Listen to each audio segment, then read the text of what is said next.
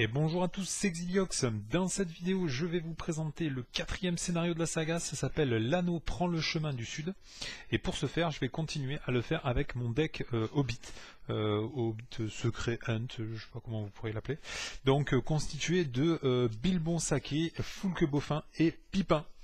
Voilà, donc je vous encourage à aller voir la vidéo du Craft and Play de comment il a été fabriqué, bien sûr, et à savoir que depuis la dernière sortie en date, le courroux destructeur, je joue maintenant avec Tom Bombadil, donc je vais renforcer les mécaniques pour sonder le deck de rencontre, de façon à essayer de récupérer Tom Bombadil le plus vite possible dans la partie, afin d'avoir un tour safe et de bénéficier de ses autres effets.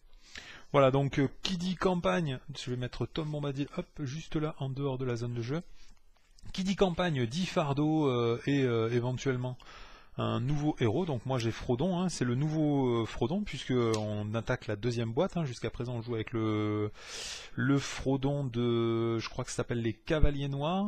Hop, et maintenant, juste pour respecter un petit peu, je vais jouer avec ce nouveau Frodon. De toute façon, je vous avoue que j'utilise jamais l'effet de Frodon, donc quand Frodon Saga est incliné pour défendre, incliner l'anneau unique et dépenser une ressource communauté pour cibler l'ennemi attaquant. Ensuite, cette attaque n'inflige aucun dégât. Et chaque joueur augmente de 2 son niveau de menace. Bon, c'est pas pour rien que j'utilise jamais sa capacité, moi je veux pas augmenter mes menaces. Voilà, donc bien évidemment on lui attache l'anneau unique. Dans les précédents scénarios, au scénario numéro 1 j'avais gagné Gilder Inglorion. Et au scénario numéro 2 j'avais gagné Noble Héros que j'avais attaché à Bilbon Saké.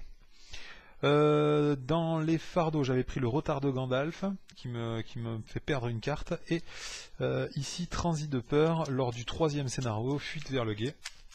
Le deck de rencontre ne doit pas du tout être trié puisque je viens de scanner les cartes pour les incruster à la vidéo. Donc je vais même être peut-être obligé de faire une petite pause pour mélanger le deck parce qu'il doit être tout trié.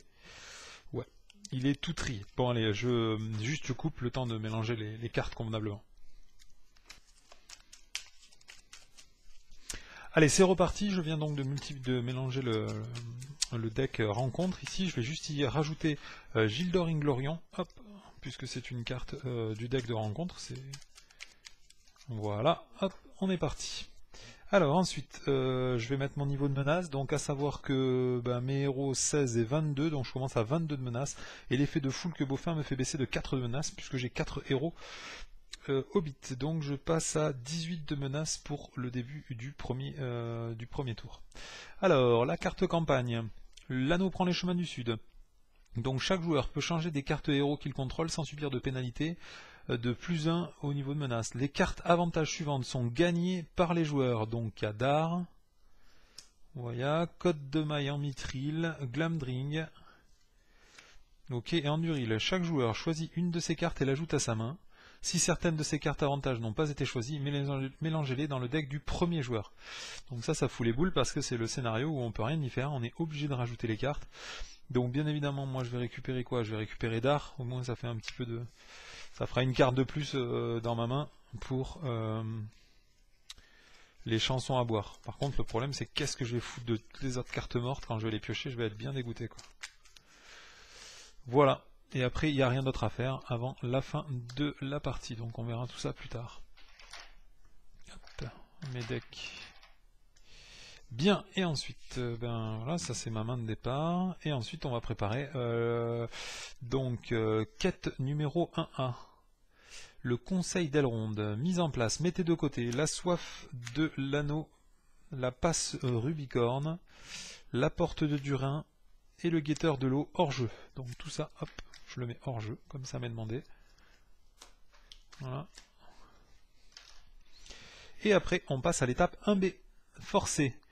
À la fin de la phase d'organisation, en commençant par le premier joueur, chaque joueur place la première carte de son deck face visible devant lui, jusqu'à ce qu'il ait un total de 4 cartes visibles entre les joueurs. Le premier joueur choisit une carte face visible pour être jouée en considérant qu'elle a un coût de 0, une à ajouter à sa main de son propriétaire, une à défausser et une à mélanger dans le deck de son propriétaire.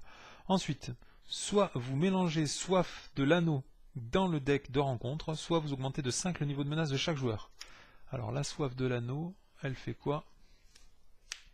La soif de l'anneau c'est fatalité renfort, soif de l'anneau. Une fois révélée, attachez cette carte à un héros non communauté en jeu, compte comme un attachement. Condition avec le texte forcé, quand l'anneau unique est incliné, augmentez de 1 le niveau de menace de chaque joueur et réduisez à 0 la volonté du héros attaché. Donc autant vous dire que en général on prend pas ce genre de truc, hein, parce qu'en plus souvent dans le texte de campagne il vous est dit que si jamais vous avez attaché la soif de l'anneau ici à un de vos héros à la fin, vous le gagnez pour toute la campagne. Donc on va commencer ce scénario avec 5 de menaces en plus, c'est pénible. Voilà, donc là l'avantage c'est que du coup il n'y a rien du tout dans la zone de cheminement. Il se passe rien. Ah si, parce que du coup c'est à la fin de la phase d'organisation. Donc dès la fin de la phase d'organisation, on va du coup faire cette... Allez, on reprend ici. Donc je suis obligé de refaire le scénario puisque lors du dernier tour, j'ai chopé la fameuse soif de l'anneau. Donc comme je veux pas l'avoir pour la suite de la campagne, je reprends la vidéo à 0, je refais le scénario. C'est pas grave, ça arrive malheureusement. Hein, tout s'était bien passé. Mais bon, je veux pas me taper un fardeau de plus, je sais pas jusqu'à où j'irai avec la campagne, mais vous savez, il vaut mieux éviter d'avoir des fardeaux, donc quand vous les avez, il vaut mieux refaire des scénarios plutôt que vous les taper après jusqu'à la fin. Voilà, donc je reprends à 0, j'ai normalement tout fait, voilà le deck de rencontre, et après à la fin de la phase d'organisation, il faudra faire ça. Voilà, donc je pioche 5 cartes pour le retard de Gandalf. Qu'est-ce qu'on a comme carte bien? On a... on a un débrouillard donc c'est cool, mais après on n'a aucune carte de pioche et j'ai pratiquement rien à jouer. Après je vais piocher 2 cartes avec Bilbon, hein. Ça il faut y penser, à chaque fois j'y pense pas forcément. Qu'est-ce qu'on fait? Est-ce qu'on fait confiance à Bilbon? C'est ça la question. C'est quand même un héros qui a été toute sa vie nul.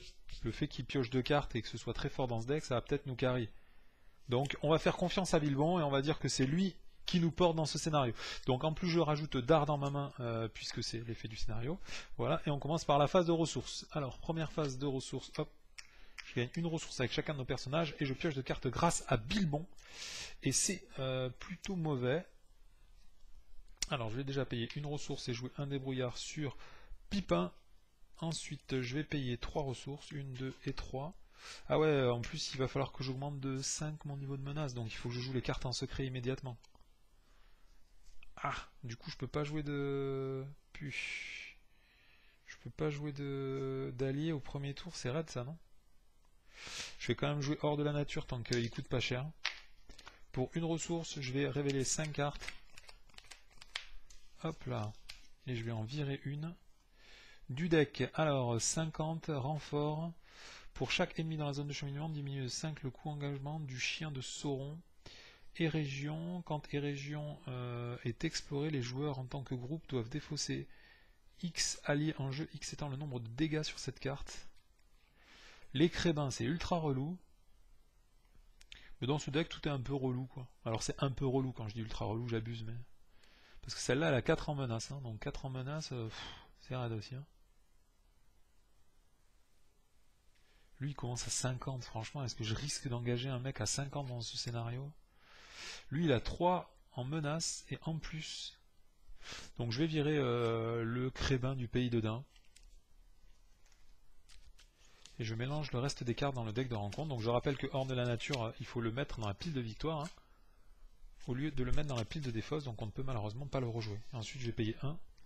Et parce que j'en ai un deuxième, je vais quand même le rejouer. Voilà, hop. Et je rejoue hors de la nature. Je révèle 5 cartes. Et j'enlève une carte de mon choix. Alors, attachement condition, on ne peut pas placer plus de 3 marqueurs progression sur le lieu actif à chaque tour. Si la congère ne sont pas attachés à un lieu actif, il gagne un renfort. Ok, donc ça c'est pas super grave. Les crébins, c'est relou. 38, quand il attaque, il est ok. Et lui, l'ennemi attaquant effectue une attaque supplémentaire. Chaque joueur doit choisir entre soit défausser un allié qu'il contrôle, soit augmenter de 1 son niveau de menace pour chaque allié qu'il contrôle. Est-ce que j'aurai toujours des alliés pendant la phase? Ça, je sais pas. Hein. Ouais, mais si j'ai pas d'alliés, donc ça me dérange pas de les avoir. Les régions, on a dit que c'était pas très bien. Ben, je vais revirer un crébin. Hop là. Du coup, il y a 4 cartes dans la pile de victoire. Ça fait que mes regards pénétrants, je les paye plus que 1. Donc ça, c'est pas mal du tout. Par contre, j'ai rien foutu au premier tour. Ça va peut-être me coûter cher. Ouais, j'ai rien d'autre à faire, donc on fait rien. Allez, fin de la phase d'organisation. Donc comme c'est indiqué sur le texte de la quête 1B, on révèle 4 cartes. Voilà, 4 cartes. On en joue une gratuitement, une qu'on place dans notre main, et une qu'on défausse. Et une qu'on mélange dans le deck. Alors, qu'est-ce que je veux? Des débrouillards, bon, c'est cool, mais de la thune, j'en ai plein. Moi, je voudrais des cartes à jouer. Ah non, parce qu'on a dit qu'après, on pourrait plus être en secret. Pour continuer à être en secret, est-ce que je prends pas celle-là dans ma main, gratos? Ça, c'est possible. Ensuite, je peux jouer celle-là sur lui. Je défausse celle-ci et je mélange celle-ci dans mon deck. Voilà.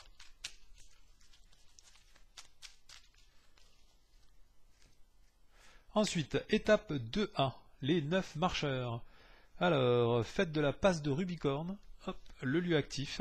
Les premiers joueurs révèlent des cartes du deck de rencontre jusqu'à ce qu'il y ait X en menace, sachant que X est le nombre de joueurs multiplié par 2. Donc on aura un Warg hurlant dans la zone de cheminement. Ce Warg hurlant, il engage à 38, et quand le Warg hurlant attaque, placez un marqueur de dégâts sur le lieu actif. Ah, j'ai oublié de faire le deuxième effet de l'étape 1B. Soit je dois mélanger, donc ensuite, soit vous mélangez Soif de l'anneau dans le deck de rencontre, ouais. Soit augmenter de 5 le niveau de menace de chaque joueur. Donc moi je vais augmenter de 5 mon niveau de menace pour pas reperdre la game au dernier tour. Et je passe à 23.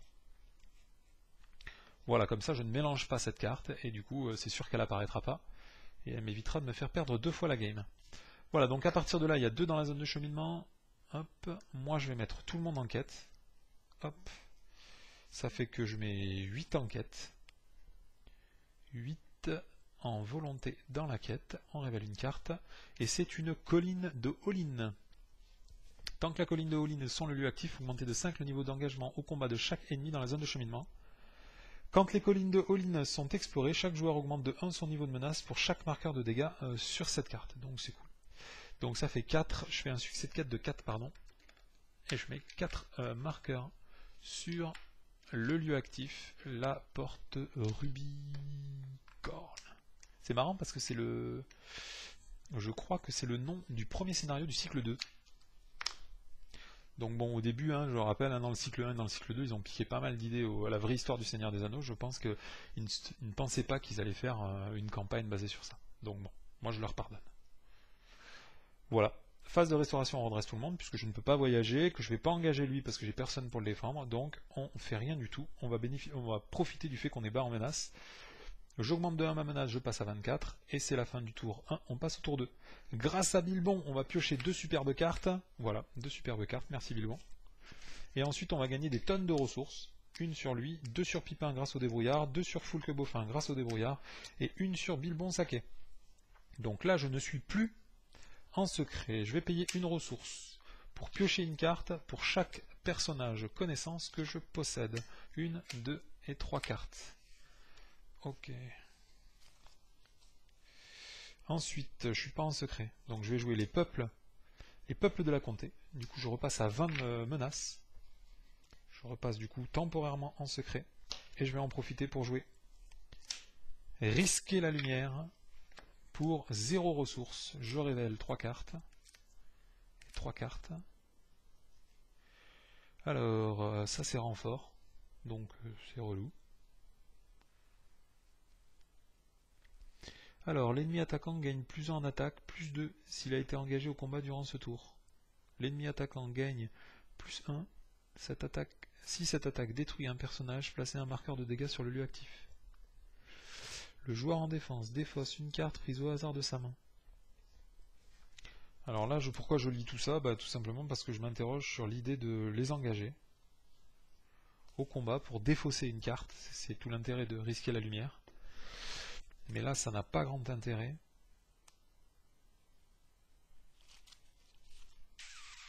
Alors, qu'est-ce qu'on fait du coup? Moi, je pense que je vais virer une carte au fond du paquet. Que je vais mettre un Warg hurlant sur le paquet de rencontres. Comme ça, je sais que déjà, durant ce tour, il y aura 5 en menace dans la zone de cheminement et que j'aurai 2 wargs hurlants. Voilà, et du coup, je sais que c'est tranquille pour ce tour. Donc, je peux en profiter pour développer mon jeu. J'ai pas besoin de faire un gros succès de 4, il faut juste que je fasse 2 en succès de 4, donc il faudra juste que je mette 7. Donc, je vais en profiter pour jouer un explorateur de la forêt noire et un vif sorbier incliné.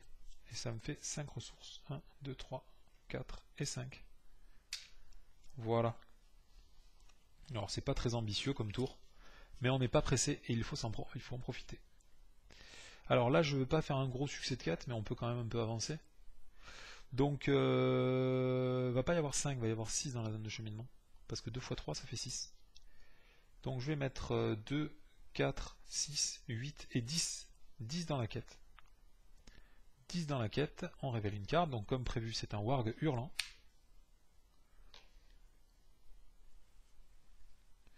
Est-ce que ça n'aurait pas été malin de ne pas sortir, par exemple, lui? Histoire de... Je me demande si ça n'aurait pas été plus malin. Ça me fait économiser 3 ressources quand même. Tant que j'étais en secret. Non mais sinon je fais pas de succès de 4 et je peux pas activer l'explorateur de la forêt noire. Donc tant pis, je vais rester comme ça. Allez, on reste comme ça, c'est pas grave. Donc je fais un succès de 4, 2-2. Ce lieu est exploré. Il part en pile de victoire. Hop. Et c'est tout. Quand je fais un succès de 4 avec lui en réponse, je peux placer un marqueur de progression sur lui. Voilà. Phase de voyage, je vais voyager vers les collines de Olin. Donc tant que les collines de Olin sont le lieu actif, augmenter de 5 le niveau d'engagement au combat de chaque ennemi dans la zone de cheminement. Donc eux, ils engagent à 43. Allez, phase de restauration, je redresse tout le monde. Bien évidemment, j'engage personne pour l'instant. Je n'ai personne pour défendre. J'augmente de 1 ma menace, je passe à 21 et je quitte le secret. Fin du tour 2, on passe au tour 3. Début du tour, grâce à Bilbon, on va piocher 2 cartes.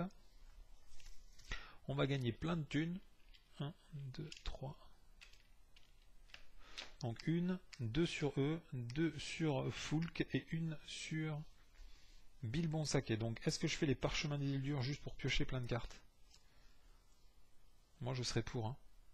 Je vais payer 1 pour jouer le parchemin des îles dures, donc une ressource de moins pour chaque héros connaissance que j'ai, donc il coûte que 1. Et à partir de là je peux payer une ressource pour jouer un événement depuis ma pile de défausse. Donc je vais rejouer le conseil de Mithrandir. Donc conseil de Mithrandir, piocher une carte pour chaque héros connaissance que j'ai, et après, à cause du parchemin des îles dures, il faut mettre le conseil de Mithrandir en dessous de ma pioche. Ok, bon, c'est pas terrible, surtout que je suis plus en secret.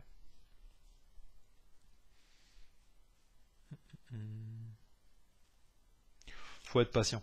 Faut être patient, ça va se décanter tout seul, je suis pas pressé. Est-ce que je joue un gros hunt ou un petit hunt? Ou Mablung. Non mais Mablung c'est bien pour désengager des ennemis. Donc je vais jouer un gros hunt. Voilà, je vais jouer un protecteur de la salle de jaillissement pour 3 ressources. 1, 2 et 3. Donc là, il y a 4 dans la zone de cheminement. Je sais qu'il va y avoir au moins 1 plus une carte renfort. Donc qu'est-ce qu'on met dans la zone de cheminement? Donc je vais mettre 2, 4, 5, 6, 7, 8. Non, 7, 8. Je garde Foulk. 8, 9, 10. Allez, je mets 10. Je garde juste Vice-Forbier au cas où s'il faut faire vraiment une défense désespérée. On révèle une carte, donc bien évidemment c'est un chien de Sauron. Pour chaque ennemi dans la zone de cheminement, diminuer de 5 le coût en engagement au combat du chien de Sauron, donc il engage à 40. À 45. Et ensuite il a renfort, on révèle une autre carte. Une fois révélée, attachez cette carte au lieu actif. Compte comme un attachement en condition avec le texte, limité une fois par lieu. On ne peut pas placer plus de 3 marqueurs de progression sur le lieu attaché à chaque tour. Si les congères ne sont pas attachés au lieu actif, ils gagnent renfort. Donc on va l'attacher au lieu actif, comme ça il ne gagne pas renfort. Et je n'ai droit de placer que 3 marqueurs de progression sur le lieu actif. Donc là je fais un succès de caisse de 5. Donc je ne peux placer que 3 marqueurs. À cause de congères. Bien. Du coup on va rien faire d'autre, on va passer à la phase de restauration, je redresse tout le monde puisque j'ai toujours pas envie d'engager des gens. J'augmente de 1 ma menace, je passe à 22, c'est la fin du tour 3, on passe au tour 4. Grâce à Bilbon, je vais piocher 2 cartes. Ensuite, je vais gagner des masses de thunes. 1, 2, 1, 2, 1 et 2. Ah, j'ai oublié de mettre un marqueur de progression sur lui. Alors là, qu'est-ce qu'on fait? J'ai le regard pénétrant. Je pourrais le jouer pour piocher 3 cartes, non? Ou sinon, je baisse ma menace et je repasse en secret. Et en secret, je pourrais faire quoi de spécial? Je pourrais rejouer un risque à la lumière avec un parchemin d'Isildur. Ça me paraît pas mal. Hein. Ça coûte combien du coup? Il me faut 4, 5, 6 ressources. Ouais, c'est parfait. Allez, je vais payer 2 ressources neutres grâce à Frodon. 1, 2 de plus. Ça fait 4. Je joue Sylvebarbe. Ensuite, je paye une ressource pour jouer le parchemin d'Isildur sur Pipin. Je paye une ressource pour jouer regard pénétrant, sachant que j'ai 4 cartes dans la pile de victoire qui n'ont pas de point de victoire. Du coup, ça ne me coûte que 1 et je vais en profiter pour baisser de 4 ma menace. Je passe à 18. Maintenant, je repasse en secret. À partir de là, grâce au parchemin d'Isildur, je peux rejouer risquer la lumière en secret et du coup, il me coûte 0. Et par contre, il faut que je le mette au bas de ma pile de pioche. Et je peux prendre 3 cartes, 1, 2 et 3, et les trier dans l'ordre que je veux. Est-ce que ça aurait pas été malin, avant de faire ça, de faire un Tom Bombadil au cas où? Je vais payer 2 avant de faire tout ça. Hein. Je vais juste mettre Tom Bombadilon dans la pile de victoire, comme ça le regard pénétrant me coûte 1 de moins, et je peux mélanger Tom Bombadilon, parce qu'avec un peu de chance, on sait jamais, je peux, avec le risque à la lumière, essayer de l'attraper. Allez, hop, on coupe. Je prends 3 cartes, 1, 2 et 3. Donc là, on cherche Gildor Inglorion ou Bilbon Saké, bien évidemment. On n'a aucun des deux. Donc c'est triste. C'est un petit peu triste, mais bon, comme on n'est pas pressé par le temps dans ce scénar, hein, on peut prendre notre temps. Sachant que je suis en secret, je pourrais virer le Warg. Donc ça, je peux le mettre en premier. Et après, on sait que les deux autres, c'est des contreforts, donc ils ont 4 en menace. Du coup, je vais en profiter pour payer une ressource et jouer le guetteur de l'Itilien. Quand le guetteur de l'Itilien entre en jeu, je peux regarder la première carte du deck de rencontre. Si c'est un ennemi, je peux la défausser. C'est un ennemi, je la défausse. À partir de là, on va partir en quête. Donc dans la zone de cheminement, il y a 5. Sachant que le contrefort, il va rapporter 4 de plus, ça fait 9. Donc moi, il faut que je fasse un succès de... Alors là, je ne sais pas si les congères limitent au fait que je peux faire un succès de quête de 3. Limité à un lieu, on ne peut pas placer plus de 3 marqueurs de progression sur le lieu attaché à chaque tour. Donc là, je vais en placer qu'un, donc ça ne change rien. Donc disons que je reste un tour de plus dans cette étape de quête. Tranquillou. Ouais, ça marche. Je pourrais défendre quelque chose? Lui, je pourrais peut-être en défendre un, et lui, ça me fait quoi? Augmenter de 1 ma menace, mais j'ai pas envie de faire ça. Donc je vais attendre de plus avoir de lieu en lieu actif pour pouvoir engager des personnes, donc je vais les laisser eux dans la zone de cheminement. Donc on sait qu'il y a 9, je vais faire un succès de quête de, disons, 10 ou 11. Donc 1, 2, 3, 4, 7, 8, 9, 10, 11, 12, 13. Allez, je mets 13 en quête. 13 dans la quête. On révèle une carte. C'est un contrefort de Rubicorne. Voilà, donc à partir de là, il y a 9 dans la zone de cheminement. Je fais un succès de quête de 4. Il y en a un qui vient sur ce lieu. Il est exploré. Et 3 qui viennent sur la quête en cours. À partir de là, la quête en cours m'oblige à voyager. Donc je suis obligé de voyager vers le contrefort Rubicorne. Je fais rien d'autre pendant mon tour. Donc on va redresser tout le monde pendant la phase de restauration. Augmenter de 1 ma menace, je passe à 19. C'est la fin du tour 4, on passe au tour 5. Je pioche 2 cartes grâce à Bilbon. Je gagne une ressource avec lui, une avec lui, 2 avec Pipin, 2 avec Foulk, et une avec Bilbon. Donc là, avec toute cette thune, normalement... Ah, j'ai encore oublié de mettre un d'exploration sur lui, puisque j'ai fait un succès de quête. Alors j'ai la grande chasse, mais bon, je vous avoue que pour des petits ennemis comme ça me fait un peu mal de de perdre la grande chasse, quoi. Lui, je sais que la première carte, c'est un contrefort, donc j'ai pas besoin de le faire. Faudrait des cartes pour piocher, là, maintenant, non? Qu'est-ce qu'ils foutent, les cartes pour piocher, là? Donc lui, je vais le défendre avec lui. Et après, il faudra attaquer à 6. Donc 3, 4 et 5, 6 avec Bilbon. Je garde tout ça, le reste, je peux l'envoyer en quête. Alors, qu'est-ce que je fais avec toute ma thune? Pour 2 ressources, 1 et 2 ressources, je vais jouer un Ent errant. Est-ce que ça sert de jouer d'art?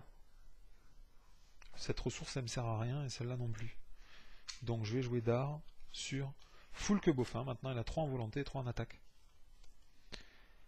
Ok, et le reste, je vais pas le jouer, je le garde dans ma main parce que j'ai besoin de rien. Il y a aucun, j'ai encore un parchemin d'Isildur, mais il n'y a aucun événement dans ma défausse, donc ça sert à rien de dépenser une ressource et donc de se priver d'une option de jeu alors qu'il n'y en a pas de nécessité.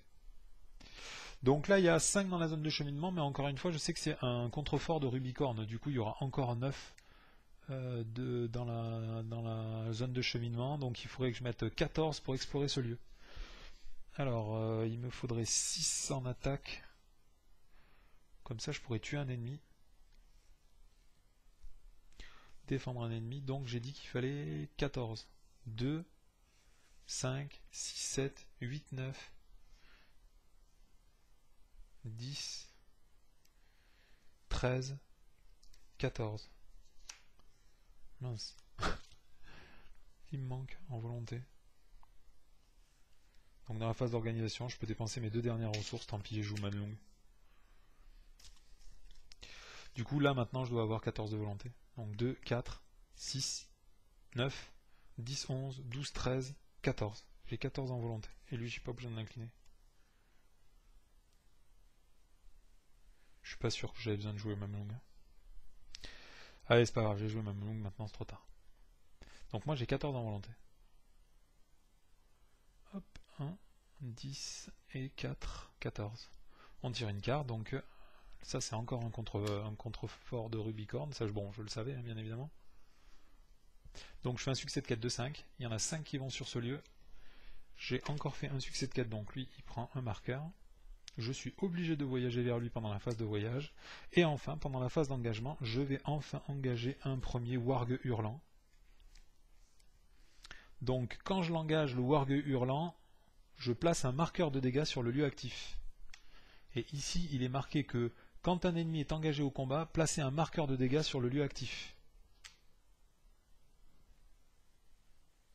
Ah mince, c'est défausser des cartes ce truc. Je pensais que c'était celui qui faisait les dégâts, mais ça doit être les collines.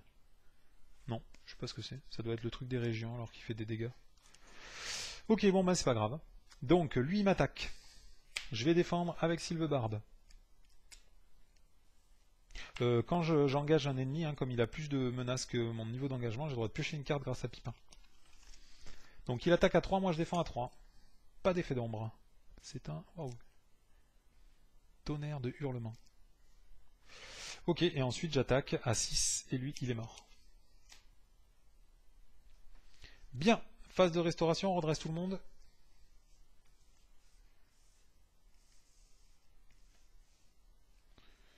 Et du coup j'ai même pas de points de dégâts à soigner, ben, c'est cool.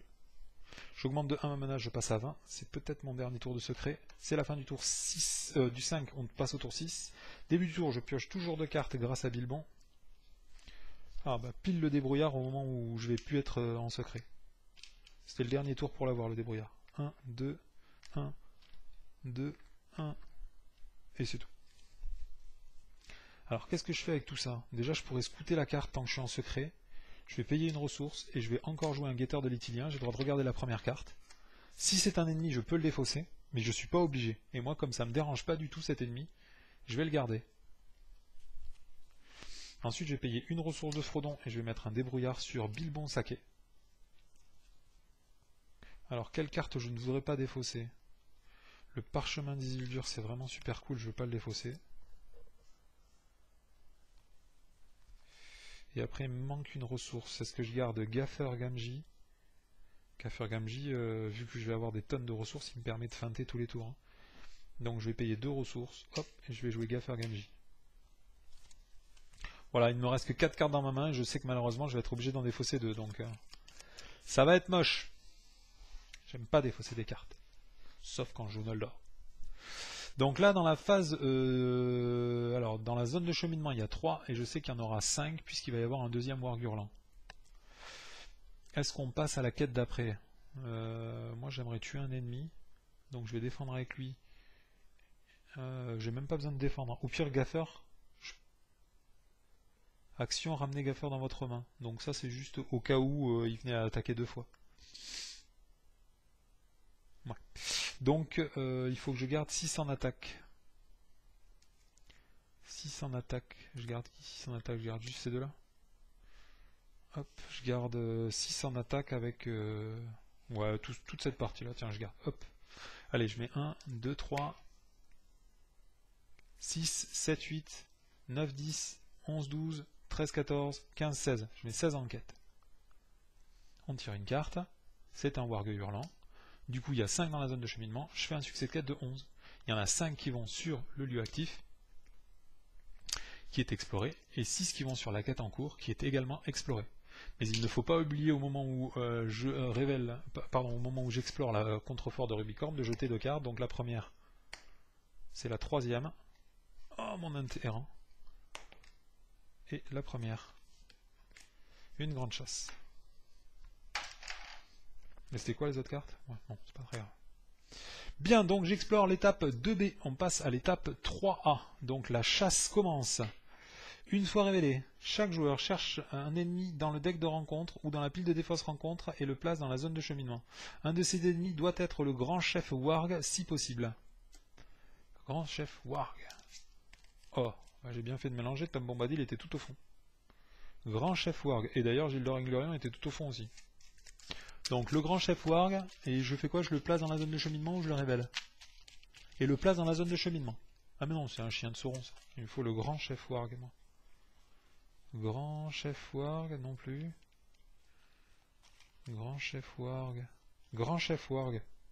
C'est ça le grand chef Warg là? Il est à 30 dans valeur d'engagement. Ne peut pas avoir d'attachement. Forcé quand le grand chef Warg vous engage au combat. Défaussez des cartes du dessus du deck de rencontre jusqu'à ce qu'un ennemi Warg soit défaussé. Mettez cet ennemi engagé au combat avec vous. Ok. Allez, l'étape 3 est terminée. Étape 3B. Durant la phase de voyage, les joueurs doivent voyager vers un lieu si possible. Quand un lieu entre en jeu, placez un marqueur de dégâts dessus. Forcez quand un ennemi engage au combat un joueur, placez un marqueur de dégâts sur lui si possible. Bien, donc moi je vais engager lui au combat. Tant qu'il n'y a pas de lieu, c'est le moment d'engager les Warg Hurlants, puisqu'ils infligent un point de dégâts au lieu actif. Voilà, je vais défendre avec Sylvebarbe. L'ennemi effectue une attaque supplémentaire après celle-ci. Il attaque à 3, moi je défends à 3, bah du coup je vais renvoyer Gaffer Gamgee dans ma main pour ne pas qu'il m'attaque une deuxième fois. Ah, c'est Gildor Inglorion. Ça c'est vraiment la tuile. Alors je vais tricher, hein. Vous me pardonnerez, mais... J'ai une ombre du passé. Du coup, c'est défendu 2 fois, et ensuite je vais attaquer et le détruire. Au passage, j'ai encore oublié de piocher une carte. Ah oui, pardon. Donc d'abord avec Pipin, je pioche une carte, et après je vais payer une ressource. Ah non, je crois que j'ai pas le droit d'utiliser ces ressources. Mince, je peux même pas jouer l'ombre du passé. Alors ça, c'est vraiment le coup de loose ultime, quoi. Avec tout ce que je sonde, je vais rater Gildor Inglorion. Bon, du coup, lui, il est quand même mort, puisque j'attaque avec Foulque Beaufin et 2 guetteurs de l'Itilien, et du coup, il est décédé. Phase de restauration, on redresse tout le monde. J'ai encore oublié de mettre un marqueur d'exploration sur ce truc-là. Je vous avoue que je m'en sers jamais de... Parce que en solo, on stack assez peu de lieux dans la zone de cheminement, donc... Voilà, hop, je passe à 21, c'est la fin du tour 7, on passe au tour 8. Je pioche 2 cartes, une en Duril et une en exploration. Ok, ensuite je gagne plein de ressources, une sur lui, 2 ressources là, 2 ressources là, et 2 ressources là. 1 et 2. Bien, je vais jouer directement en exploration. Je vais jouer l'amour des histoires sur Pipin. Est-ce que j'ai des effets de cartes? Non, j'ai pas de carte événement toujours. En Duril, c'est sur un héros noble. Ouais, c'est bof ça.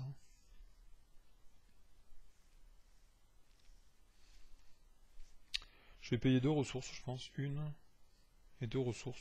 Je vais jouer Gaffer Gamgee.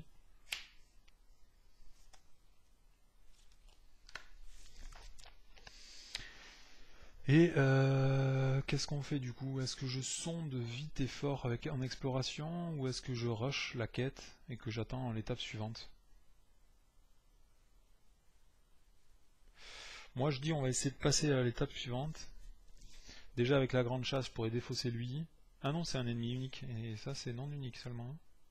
Choisissez un ennemi non unique dans la zone de cheminement et défaussez-le. Je peux en engager qu'un parce que je suis trop bas en menace. Ok. Bon, bah dans la zone de cheminement, du coup, il y a 3, 7. Il y a 7 dans la zone de cheminement. En menace. Hop là. Moi, je vais mettre 3, 4, 5, 6, 7, 8, 9.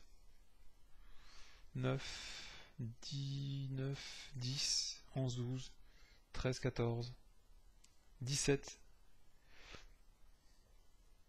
Allez, je mets 17 en quête. Ah mince, du coup, je vais pas passer ce tour-ci.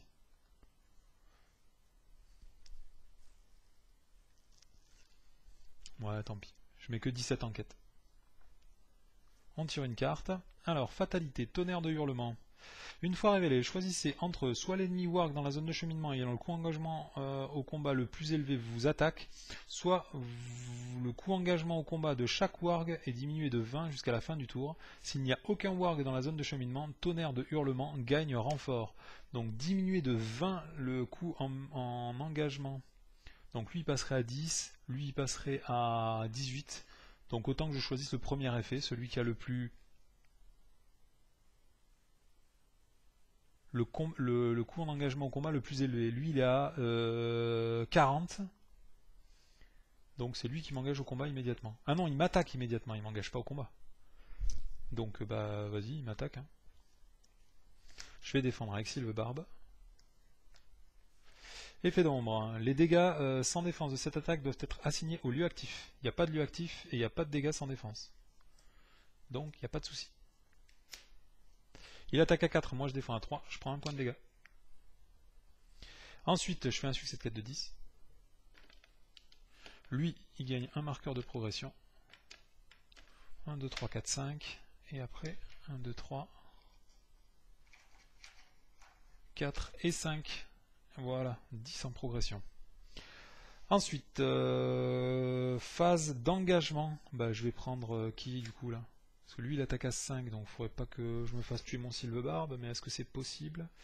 Gaffer Gamgee, c'est juste un ennemi qui a plus de coups en menace que moi? Est-ce que c'est forcément un ennemi non unique? Ramenez un phase Gamgee dans votre main pour choisir un ennemi engagé au combat dont le coût engagement au combat est supérieur à vous. Donc ça peut même être un ennemi unique. Et après je pourrais le tuer. 3, 4, 5, 6, 7, 8. Putain, il me faut 9. C'est la tuile quoi. C'est vraiment la tuile quoi. Bon, c'est pas très grave, je vais redresser Sylvebarbe. Allez, je vais engager lui au combat. Comme il a un coût d'engagement au combat supérieur à moi, grâce à Pipin, je peux piocher une carte. Un amour des histoires. Ensuite, ben, il va m'attaquer, mais avant qu'il m'attaque, je vais ramener Gaffer Gamgee dans ma main, comme ça il m'attaque pas. Et c'est Bilbon Saké qui dégage. Bien. Du coup, qu'est-ce qu'on fait? Ben, je vais dépenser 2 ressources de Sylvebarbe pour le redresser. Et j'attaque avec Sylvebarbe. Ah non, avant d'attaquer, je vais utiliser l'ombre du passé. 1 et 2 ressources. Pour remettre la première carte de la défausse du deck de rencontre dans le deck de rencontre. Et après, lui, je vais l'attaquer avec 4, 7, 8, 9, et il est mort. Voilà, j'ai rien d'autre à faire. Non. Donc on passe à la phase de restauration.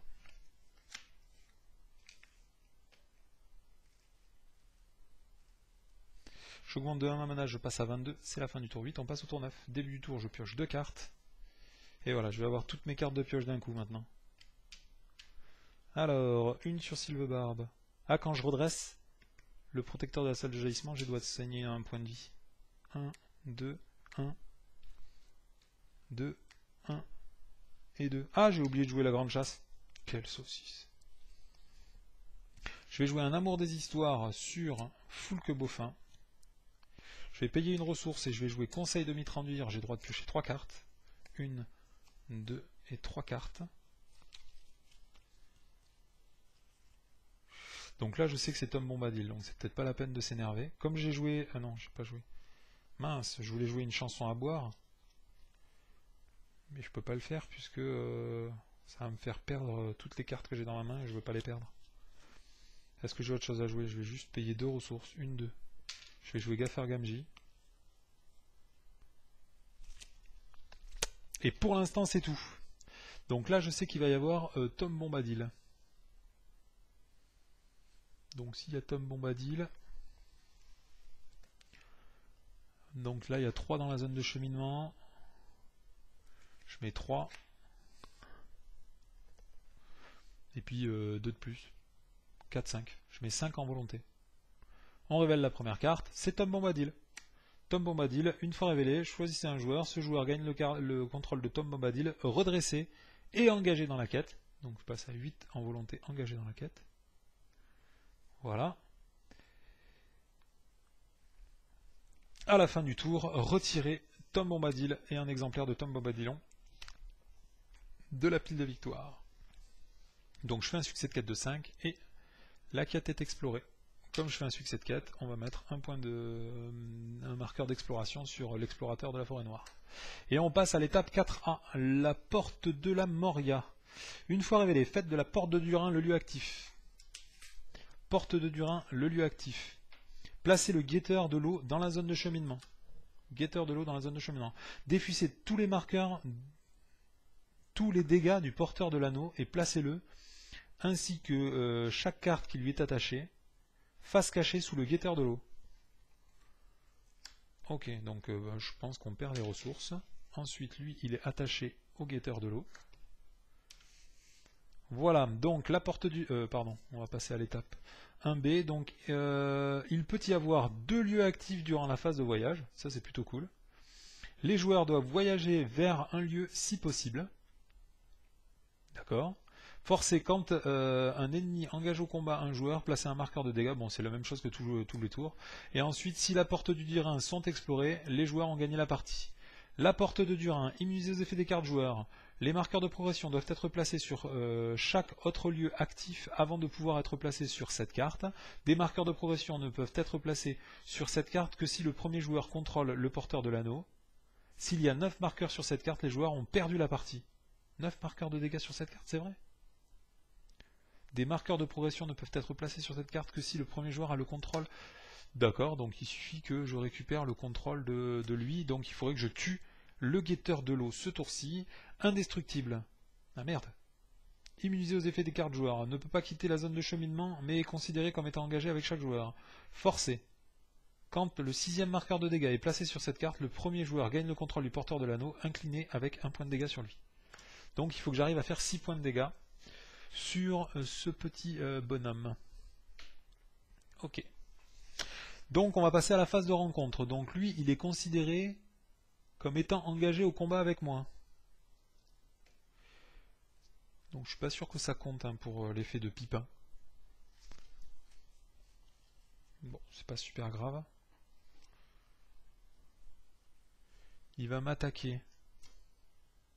Mais Amphas Gamgee, ça me paraît abusé parce que là je peux encore le... Ah non, il est immunisé aux effets des cartes joueurs lui quand même. Parce que si jamais je peux faire un coup d'Amphas Gamgee encore sur le guetteur de l'eau, au bout d'un moment c'est un peu abusé, non? Donc qu'est-ce que je fais tant que... Ouais, je pourrais choisir la carte. Donc je vais faire des peuples de la comté. Je diminue de 4 ma menace. Là on est toujours dans la phase de voyage. Hein. Je suis à 18. Maintenant je suis en secret. Donc comme je suis en secret, je peux jouer un risquer la lumière. Gratos. Je pioche 3 cartes. Le joueur en défense défausse un attachement non objectif qu'il contrôle. Ouais, bah, je m'en fiche un peu en fait. Donc je vais mettre celle-là en premier en carte ombre. Ah non, je peux mettre les régions. Alors, tant que les collines couronnées d'arbres et le lieu actif... Ah ouais, il faudra 6, donc il vaut mieux que je mette les régions en premier. Donc il y aura 3 et 3. Ok. 3 et 3. Donc ça, c'est toujours pendant la phase de voyage. Ensuite, encore pendant la phase de voyage, je vais jouer une chanson à boire. J'ai 3 cartes dans ma main. Je vais les mélanger. comme je joue un champ, j'ai droit d'incliner Amour des Histoires pour gagner une ressource avec Pipin et avec Foulque Beaufin. Donc j'ai droit de piocher 3 cartes, et comme j'ai au moins un héros Hobbit, j'ai droit d'en piocher une 4e. Voilà. Ok, voilà qui est pas mal ça. Ça c'est bien ça. C'est juste que j'ai pas de carte pour piocher encore. Non. Ah si, j'ai un conseil de Mitrandir. Ouais, j'aurais pu avec le parchemin d'Isildur piocher 3 cartes de plus. Bon, c'est pas super grave. Donc maintenant, qu'est-ce qu'on fait? Phase d'engagement, de toute façon, je suis engagé avec lui. Donc lui, il m'attaque. Il attaque à 6. Est-ce que ça vaut le coup que j'engage un deuxième mec? Non. Non, j'engage pas de deuxième mec. Donc lui, il attaque à 6, je vais défendre avec Tom Bombadil. Hop là. On révèle la carte, il n'y a pas d'effet d'ombre, donc Tom Bombadil prend 3 points de dégâts. 1, 2 et 3. Ensuite, je vais attaquer avec Sylvebarbe. 4. Foulque Beaufin qui attaque à 3, ça fait 7. 7, c'est 2 petits gars. Ça fait 11 et 3, 14. 14, lui il a 5 en défense. Donc il prend 9 points de dégâts.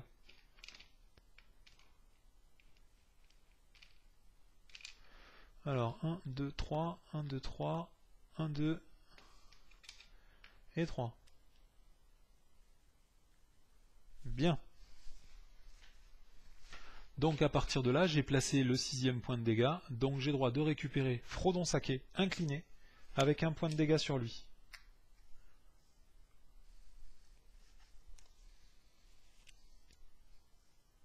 Allez, ben maintenant il faut juste faire un succès de quête de 9.